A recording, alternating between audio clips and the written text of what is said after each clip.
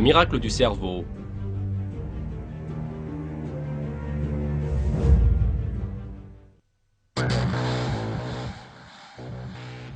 Notre ère est l'ère de la technologie et de la communication.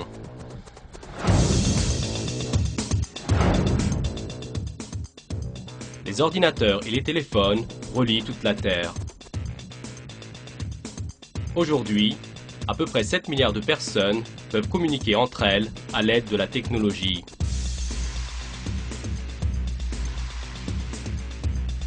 Pour pouvoir faire progresser encore plus les technologies de communication, les scientifiques développent de nouveaux projets.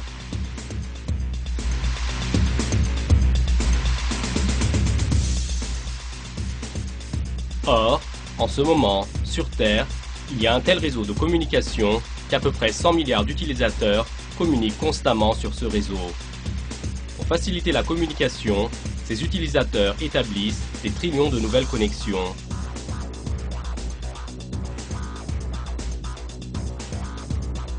Ici, des problèmes de liaison ne sont pas rencontrés comme dans votre ordinateur.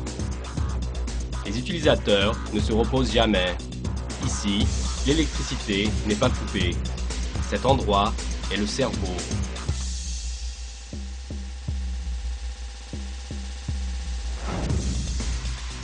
Ce réseau de communication magnifique que vous possédez a commencé à être établi alors que personne n'était au courant de votre existence. Avec votre naissance, le développement du système s'est accéléré et depuis ce jour, le nombre des réseaux établis augmente avec chaque jour qui passe. Votre âge avançant, vos expériences façonnent votre cerveau et votre cerveau vous façonne. Il rend possible ce lien fort que vous établissez avec votre environnement et que vous allez poursuivre à l'avenir.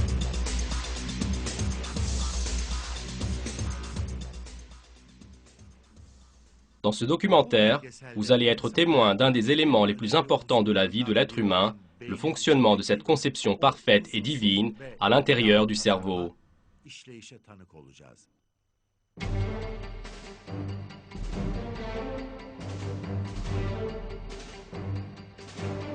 Le miracle dans le cerveau du bébé.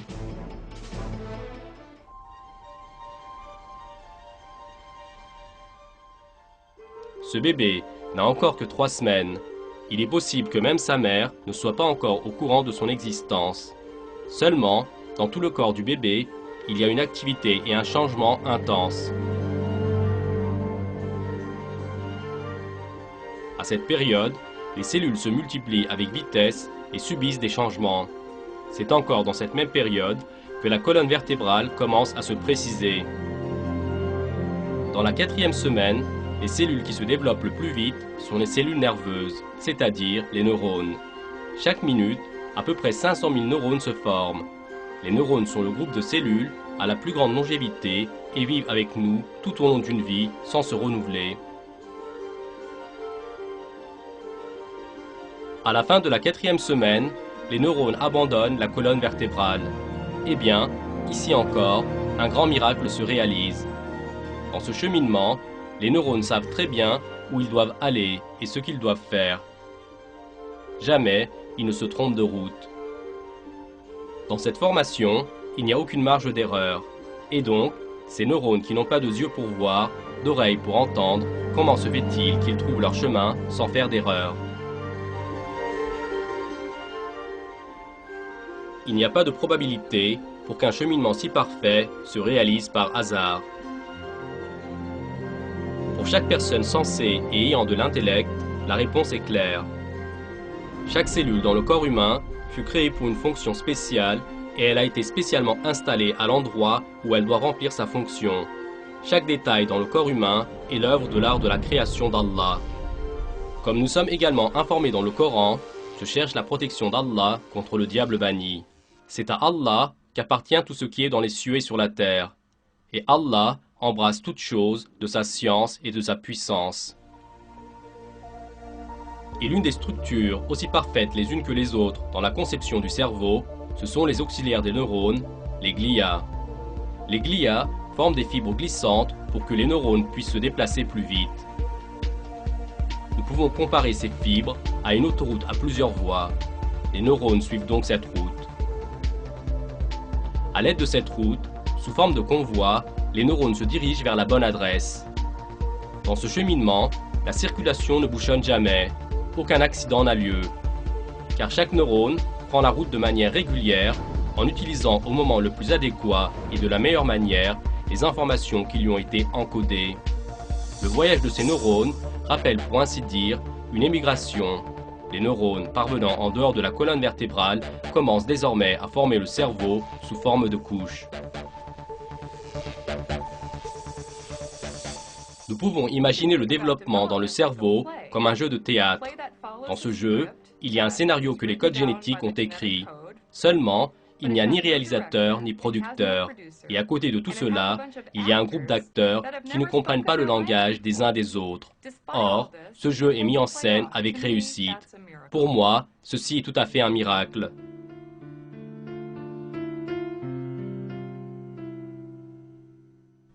Presque tous les organes se précisent pour le bébé qui complète ses 6 mois dans le ventre de sa mère. Ses mains, son nez, son cœur, ses poumons et son cerveau.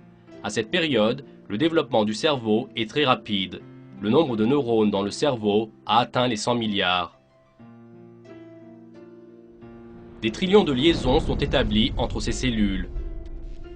Et le nombre de ces liaisons continuera à augmenter en permanence tout au long d'une vie. La science n'arrive pas encore à expliquer comment ces liaisons sont établies. Les courants électriques formés entre les neurones permettent une communication ininterrompue entre le cerveau et le corps. Voici le premier instant où le bébé ouvre ses yeux sur le monde. À partir de ce moment, une longue période d'apprentissage l'attend.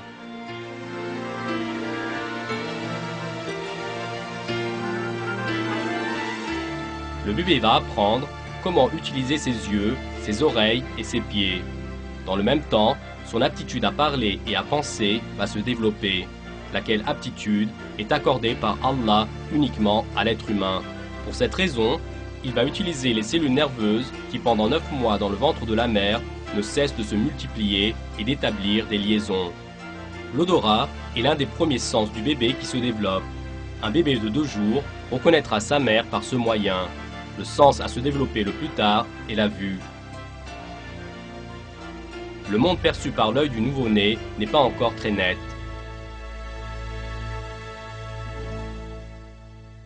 Ce n'est que lorsqu'il aura 6 mois que le bébé commencera à voir son entourage tel un adulte. Il pourra suivre les corps en mouvement et percevoir la profondeur.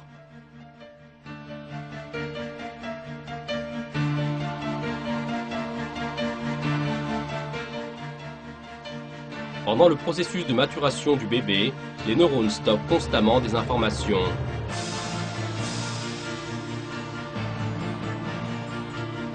Désormais, le cerveau d'un bébé de 11 mois a atteint la maturité nécessaire pour pouvoir distinguer la culture où il se trouve, la langue qui est parlée. Pendant ce processus, certains réseaux de neurones sont utilisés plus fréquemment que d'autres. Une partie de ces réseaux se multiplient et en se renforçant, ceux qui ne sont pas utilisés disparaissent. Comment fonctionne le système nerveux qui possède une structure beaucoup plus complexe que tous les ordinateurs et dont les limites ne peuvent être définies?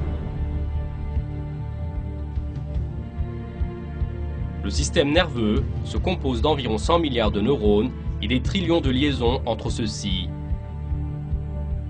Essayons de réaliser dans notre pensée ce qui signifie des trillions de réseaux.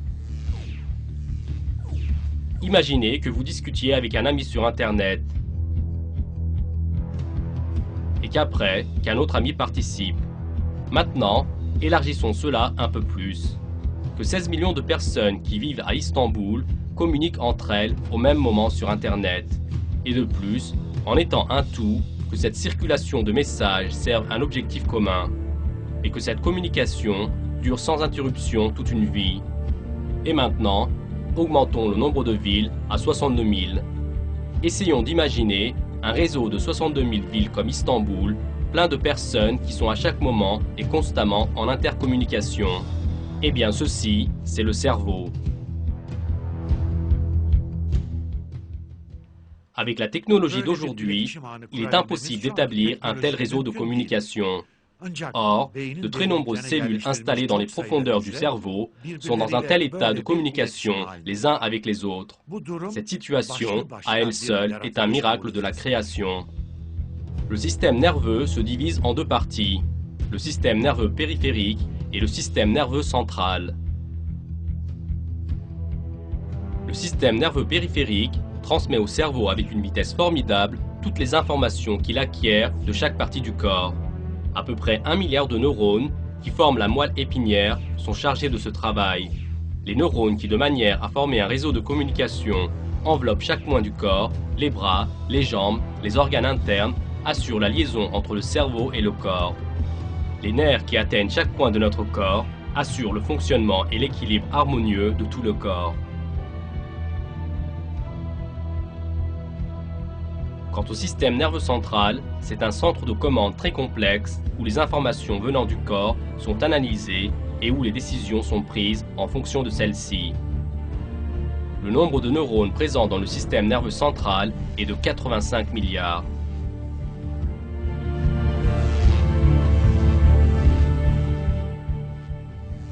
Le cerveau, qui est l'élément le plus important de ce système, constitue seulement 2% de toute la masse du corps, et des milliards de neurones furent créés avec la particularité de pouvoir tenir dans ce petit organe limité. Les principaux acteurs du système sont des cellules microscopiques de 1/200 millième de millimètre. Lorsque celles-ci se rassemblent, elles permettent le fonctionnement du cerveau, dont encore, aujourd'hui, un grand nombre de ses fonctions restent un mystère. Et le plus important de tout, ceux qui forment ce réseau de communication magnifique ne sont pas des sociétés de personnes consciencieuses, mais seulement un groupe de cellules. Sur les membranes des cellules du cerveau, il y a des antennes, c'est-à-dire les dendrites, qui recueillent les messages qui leur parviennent. Les antennes sont liées à un corps principal, et à l'autre bout du corps se trouve une seule centrale qui diffuse l'information, c'est-à-dire l'axone. Les neurones prennent forme en fonction de l'endroit où ils se trouvent et du travail qu'ils accomplissent. Par exemple, alors que l'axone qui va transmettre le message de la moelle épinière au bras mesure 1 mètre, un autre axone qui s'étend de l'œil au cerveau ne mesure que 5 cm. Des milliards de neurones transportent au cerveau avec une vitesse prodigieuse les informations collectées via les organes sensoriels. Cette vitesse est de 1/50e de seconde. Quand ils font cela, ils utilisent des signaux électriques et chimiques. Le nombre d'antennes dans une cellule nerveuse varie entre 100 et 10 000. Ce nombre diminue et augmente en fonction du besoin. Les antennes collectent les informations venant d'une cellule et l'envoient à la centrale à l'autre bout. Dans la centrale, c'est-à-dire le bout des axones, se trouvent des poches de sac pour distribuer l'information. Ces dernières sont remplies d'émetteurs qui transforment les signaux électriques en signaux chimiques, c'est-à-dire les neurotransmetteurs. Deux neurones sont séparés par une fente synaptique. Cet espace que vous voyez en ce moment mesure dans la réalité 1/50 millième de millimètre. Les neurotransmetteurs passent d'une cellule à une autre en sautant par ces espaces et assurent la communication entre deux cellules. Au bout d'une cellule se trouvent des émetteurs et au bout de l'autre cellule des récepteurs. Les émetteurs au bout sont les neurotransmetteurs. Ils sont stimulés par un signal électrique et avec ce stimulus, depuis le bout de l'axone, commence un bombardement sous forme de flux moléculaire. L'autre surface de la cellule est recouverte de récepteurs qui rappellent la forme d'une tulipe. Lorsque les molécules parviennent ici, les récepteurs ouvrent leurs pétales et donnent aux molécules l'autorisation de passer. Chaque molécule ne peut passer que par une seule porte. La molécule et la porte par où elle va entrer, tout comme une clé et une serrure, furent créées de manière à correspondre et aucun transmetteur ne peut entrer par une porte spécifique à un autre transmetteur. Les récepteurs moléculaires forment à nouveau un courant électrique dans la cellule. Désormais, l'information a été transmise à l'autre cellule et le devoir des neurotransmetteurs a été accompli. En passant par une porte spéciale appropriée à leurs caractéristiques et que les différents neurotransmetteurs ne pourront jamais utiliser, les molécules, dont la fonction est terminée, retournent vers leurs propres cellules nerveuses. Pour pouvoir accomplir tous leurs devoirs de manière parfaite, les neurones ont besoin d'être nourris. Beslenmeye ihtiyaçları vardır.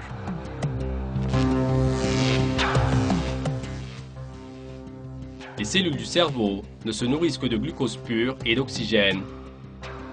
Si l'oxygène nécessaire ne parvient pas aux neurones, la transmission d'informations est interrompue.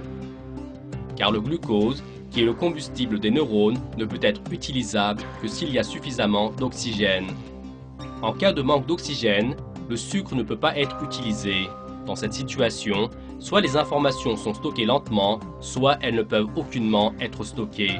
Nous définissons cet état comme le fait de percevoir tard, distinguer tard ou bien oublier rapidement. Les neurones ne sont pas seuls dans le système nerveux. Les cellules glia sont chargées de soutenir et protéger les cellules nerveuses.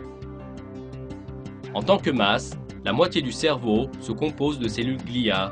Comme celles-ci sont plus petites que les cellules nerveuses, leur nombre est de 10 fois celui des cellules nerveuses. Certaines cellules glia aident les neurones à s'alimenter et certaines forment autour des axones la gaine qu'on appelle myéline. Alors que cette gaine isole les surfaces latérales des axones qui transportent les signaux électriques, elle augmente leur conductivité dans les points extrêmes. C'est-à-dire que l'information est transmise aux autres neurones avec le moins de pertes et à une très grande vitesse. De nos jours, dans tous les appareils de communication et dispositifs médicaux, on utilise avec la même logique des câbles en fibre spécialement isolés pour augmenter la vitesse de l'information et en diminuer la perte. À l'aide de ces câbles, on essaie de réduire les temps de transfert d'informations. La découverte du câble en fibre revêt une grande importance dans la diffusion et la vitesse de la technologie. Seulement, alors qu'il est encore dans le ventre de la mère, lorsque nous regardons le corps de l'être humain, nous voyons que tous les détails furent parfaitement pensés et installés aux bons endroits. Tout comme la gaine de myéline qui fut créée dans sa forme la plus parfaite, uniquement dans les neurones du cerveau, c'est-à-dire à l'endroit nécessaire.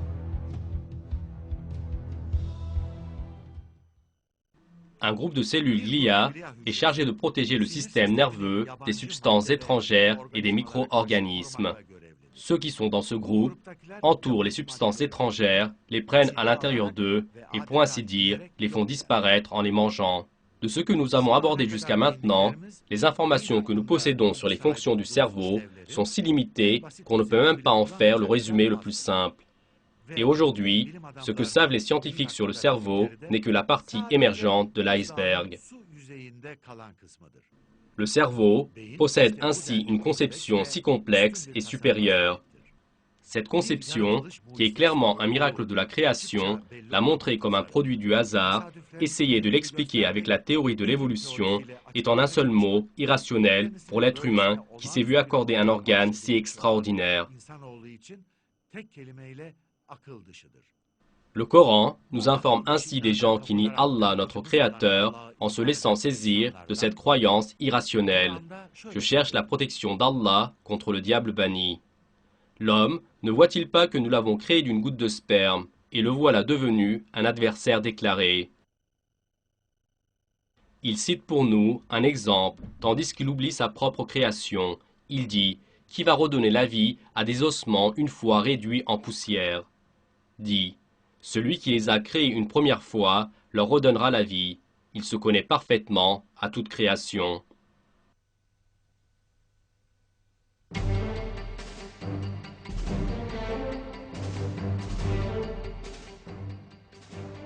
Le développement dans le cerveau du bébé.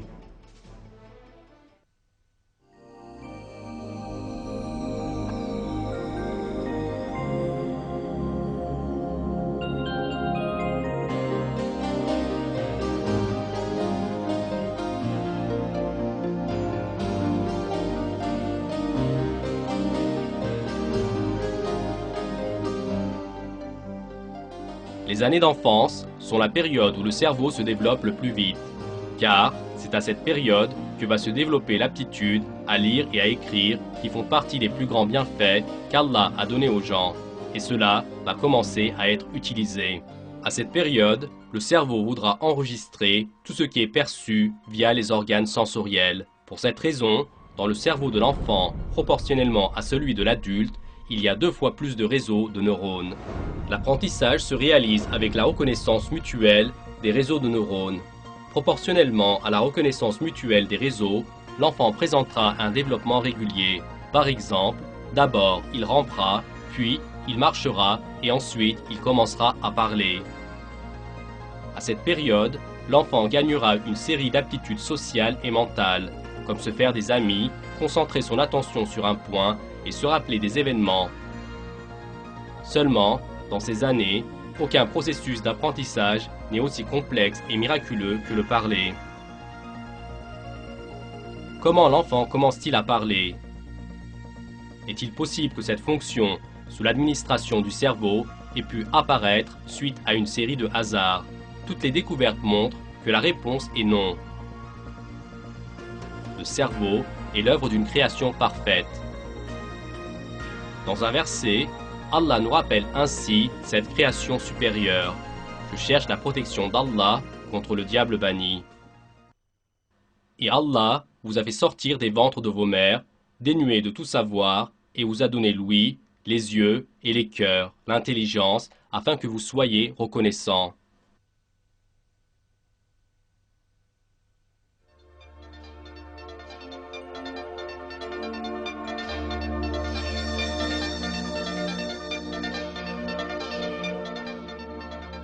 Dans l'hémisphère gauche du cerveau, l'aptitude à parler est contrôlée par les neurones.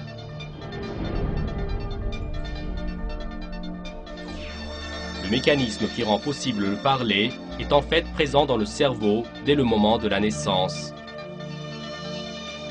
Seulement, le bébé commencera à parler suite à un processus de développement déterminé. Car tout comme dans l'exemple du réseau informatique, pour pouvoir parler, le cerveau doit enregistrer et accumuler les données en quantité et qualité nécessaires.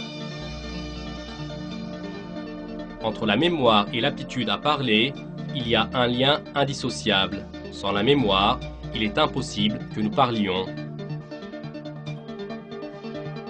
Quant à la mémorisation des informations par le cerveau, cela se réalise par 2 différents processus, les mémorisations à court terme et à long terme. Chez l'enfant, la mémorisation à long terme commence à se développer à peu près à 2 ans. Comme le développement de l'aptitude à parler est directement lié au développement de la mémorisation à long terme, l'enfant commence à parler dans toute la signification du mot à 2 ans. Contrairement à une conviction répandue, le cerveau n'enregistre pas toute chose entre ses plis. Il ne garde pas cela jusqu'à la fin de la vie pour pouvoir l'utiliser après. Un grand nombre d'informations auxquelles un sens n'a pu être donné, qui ne sont pas utilisées ou bien qui ne sont pas réitérées, sont effacées après être mises en attente pour une courte période dans la mémoire.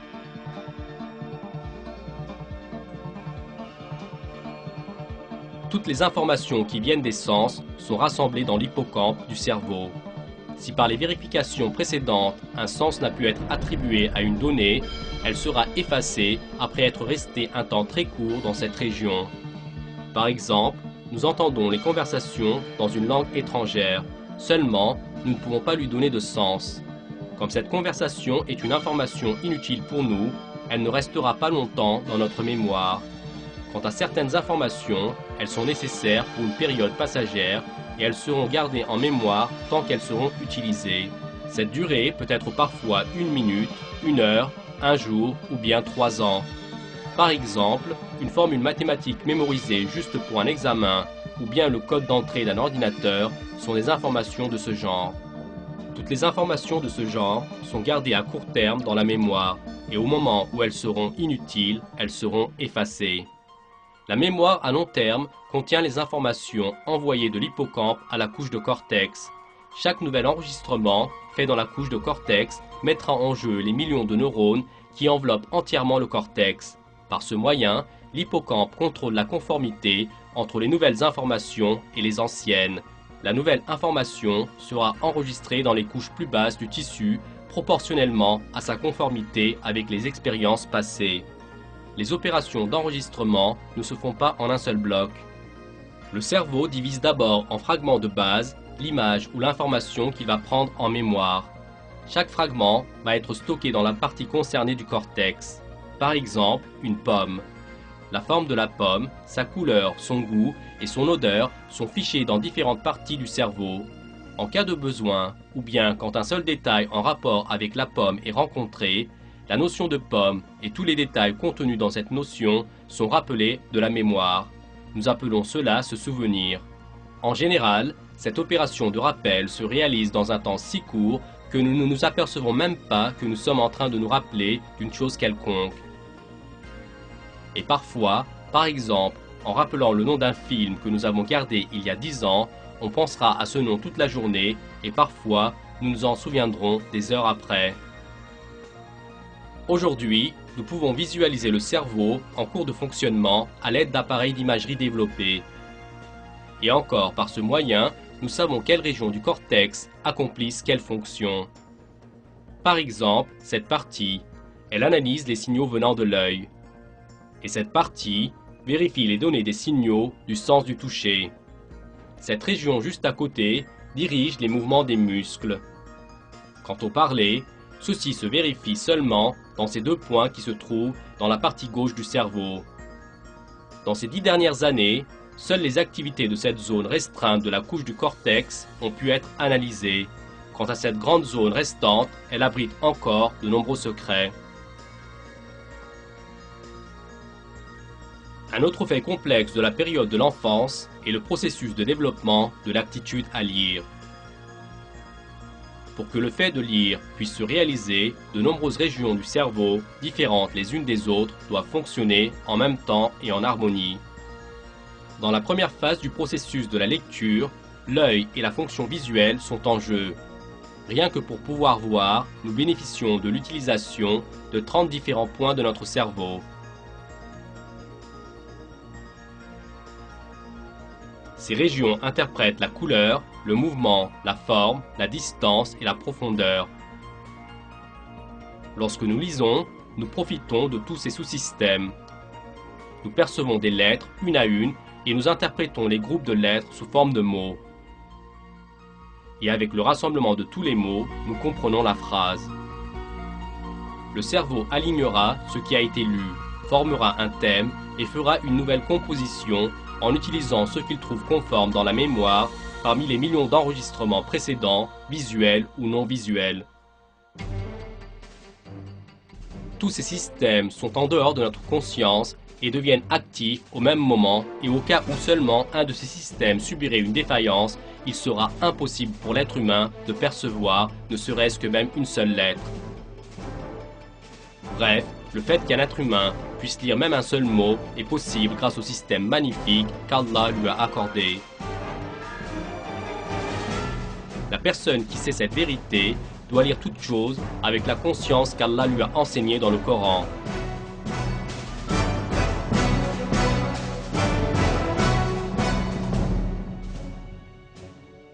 Je cherche la protection d'Allah contre le diable banni. Lis, au nom de ton Seigneur qui a créé l'homme d'une adhérence, lis, ton Seigneur est le très noble. La période de jeunesse est comprise entre 12 et 20 ans. Le cerveau a désormais complété son développement physique et son poids est d'environ 1400 grammes.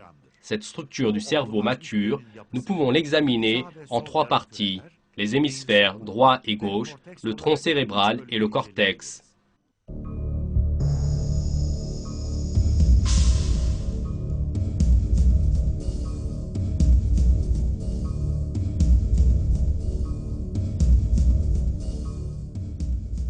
Le tronc cérébral est le pont liant le système nerveux périphérique et le cerveau.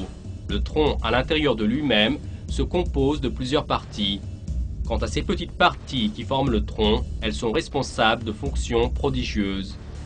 Le cervelet, situé ici, est responsable de l'équilibre et des mouvements des muscles. Grâce au cervelet, nous pouvons tenir debout en équilibre sur nos 2 pieds et marcher. Un organe qui revêt une importance aussi vitale couvre un petit endroit qui représente seulement 10% de notre cerveau. Il contrôle la moelle épinière, les battements du cœur et le système respiratoire. Ce petit morceau du cerveau, qui ne sait même pas où se trouve le cœur, ni comment il est, détermine avec quelle fréquence doit battre le cœur.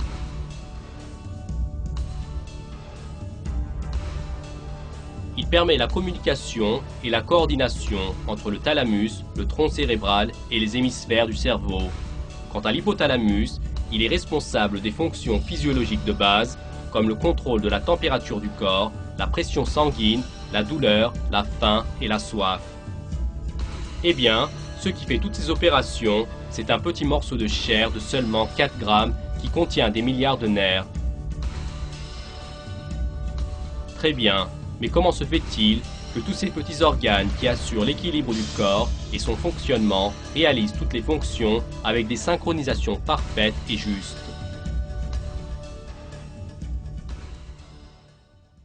La réponse à toutes ces questions est uniquement cachée dans le savoir d'Allah, celui qui crée tout et donne une forme parfaite.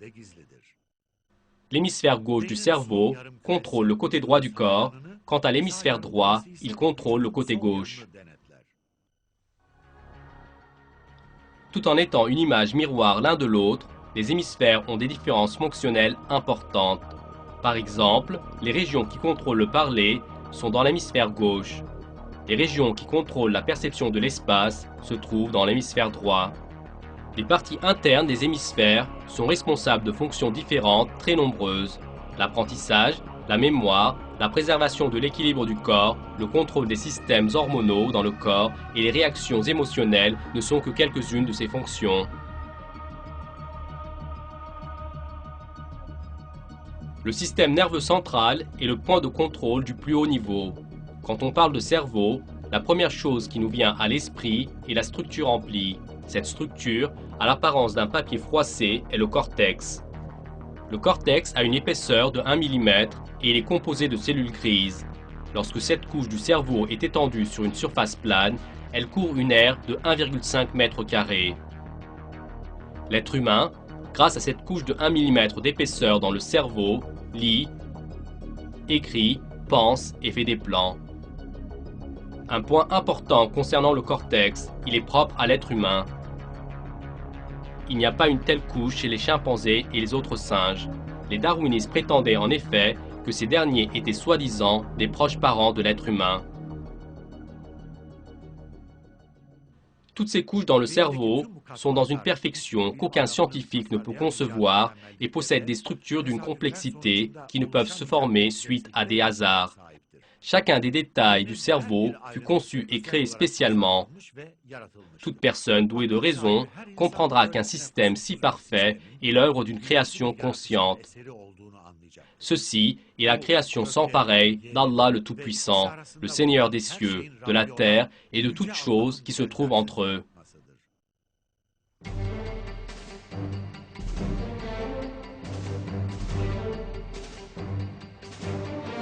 La vieillesse et l'intellect.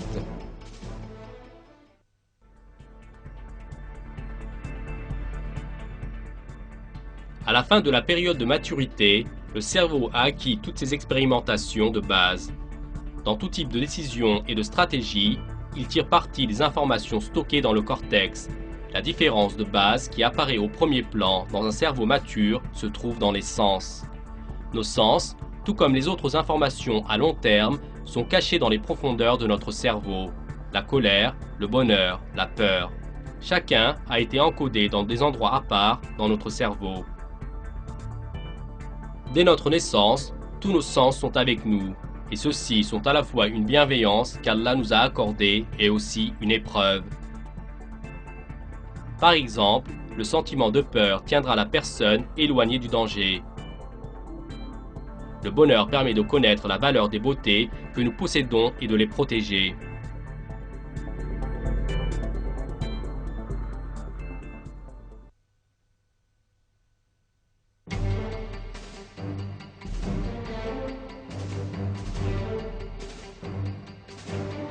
La conscience au-delà du cerveau.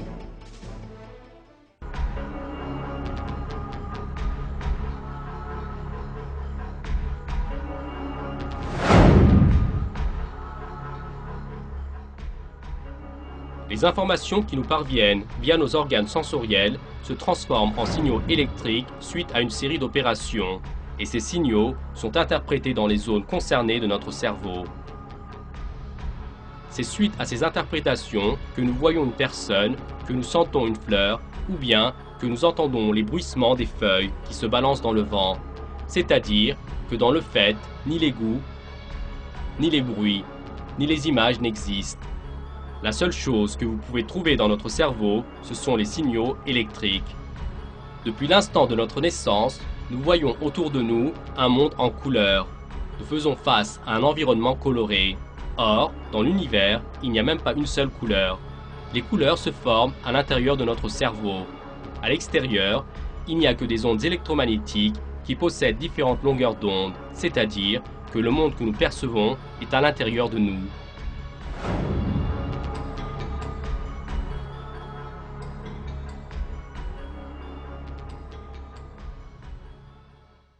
Comment est la matière dans son exactitude? Ceci, nous ne pourrons jamais le savoir. La vraie matière est telle comme nous le voyons, c'est-à-dire le verre d'une feuille est-il également ainsi à l'extérieur? Très bien. Et qui est l'être possédant la conscience qui, tout au long d'une vie, à l'intérieur de la boîte crânienne extrêmement sombre et silencieuse, regarde les images qui lui sont montrées, pense, tire des conclusions et décide? Il est clair que ce n'est pas la présence du cerveau, issu des substances comme l'eau, la graisse, la protéine, que des atomes inconscients ont formé, qui va faire apparaître la conscience. Il doit y avoir une existence très différente au-delà du cerveau.